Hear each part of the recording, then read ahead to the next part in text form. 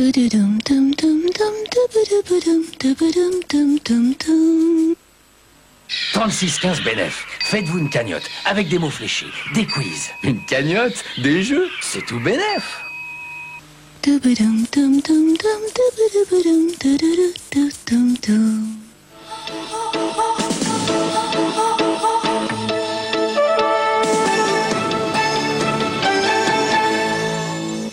Mesdames, Mesdemoiselles, Messieurs, bonsoir. Merci d'être avec nous pour ce dernier point de l'information.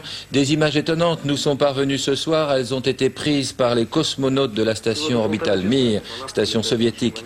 Elles montrent le Golfe, elles montrent des complexes pétroliers en flammes, probablement bombardés par les troupes irakiennes. Et elles montrent aussi et surtout le littoral pollué par une énorme marée noire. On prétend que ça peut être la plus importante marée noire jamais connue dans le monde.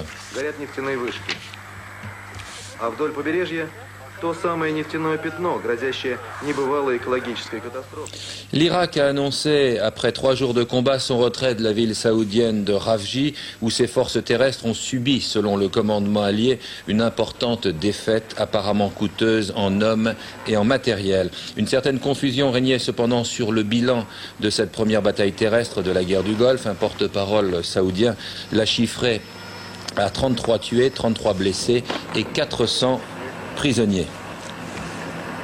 L'incertitude régnait également sur les importants mouvements de véhicules militaires et les concentrations de troupes irakiennes dont certains journalistes avaient fait état hier soir et dans la matinée d'aujourd'hui. Le président George Bush a estimé aujourd'hui que des sacrifices restent à faire. Toutefois, il a ajouté que la suprématie aérienne des États-Unis est totale et les forces aériennes irakiennes ne sont plus un problème. Les États-Unis et leurs alliés vont l'emporter dans le Golfe et lorsque nous aurons gagné, a-t-il ajouté, nous aurons appris à un dangereux tyran et à ceux peu nombreux qui suivraient ses traces qu'il n'y a pas de place pour l'agression anarchique dans cette région cruciale. Enfin, je vous rappelle que les B-52 américains vont être disposés en Europe, notamment en Angleterre et en Espagne.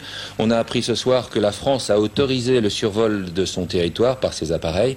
L'autorisation serait assortie de conditions qui auraient trait au bombardement conventionnel et aux populations civiles. C'est ce qu'a indiqué le porte-parole du gouvernement.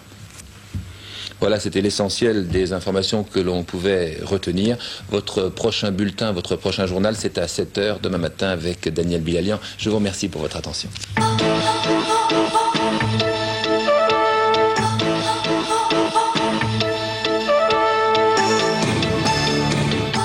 Antenne 2 présente.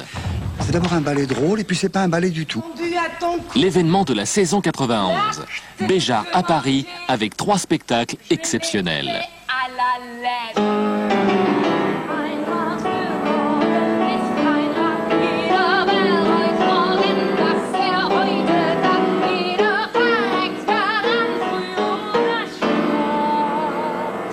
Wenn ich meine Spesen nenne vor dem ewigen Gericht, fragt sich's, ob ich da noch brenne, vielleicht brenne ich auch nicht. En création mondiale, La mort subite avec Coutelamper, la révélation de cabaret.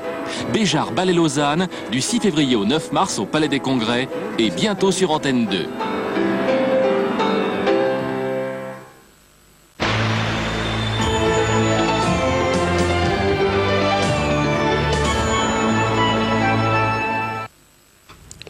Merci à tous d'avoir passé cette soirée en notre compagnie. Je crois qu'il est temps à présent de prendre un peu de repos, d'autant plus que demain soir samedi, vous êtes tous invités sur Antenne 2 à assister aux Victoires de la musique, une grande fête qui aura lieu en direct depuis le Zénith et au cours de laquelle seront récompensés des lauréats dans 17 catégories. Le tout, bien sûr, en chanson et avec de nombreuses séquences consacrées, entre autres, à Johnny Hallyday et champion en nombre de spectateurs pour un spectacle, Bercy 90, ou encore pour Patricia Cass, la chanson la plus exportée de l'année. Les Victoires de la musique demain samedi, c'est à 20h50.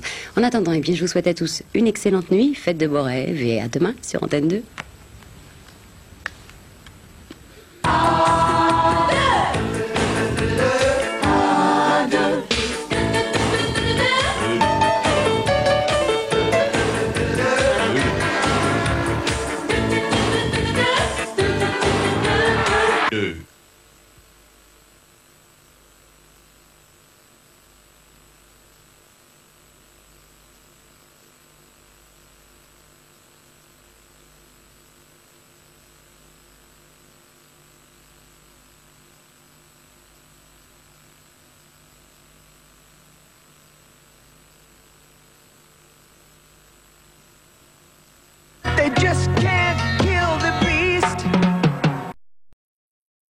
premier tome, premier volume attendant la suite, de péter.